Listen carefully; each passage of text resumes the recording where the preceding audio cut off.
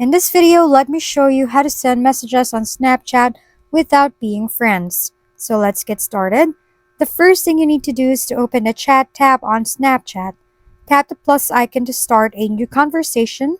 Select any profile, it doesn't matter which one.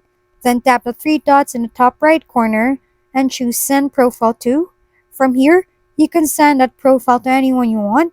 This can help you start a conversation with someone even if you're not friends yet. You can even send a profile to the person it belongs to, which might prompt a reply. However, whether your message is delivered depends on the recipient's privacy settings. If they allow messages from everyone, your message will go through directly.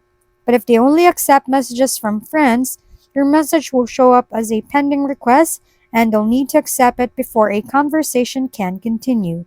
That's how you send messages on Snapchat without being friends. Thanks for tuning in to How to Doctor. If this video was helpful, please like and subscribe. And if you have any questions, drop them below, and we'll see you on the next video.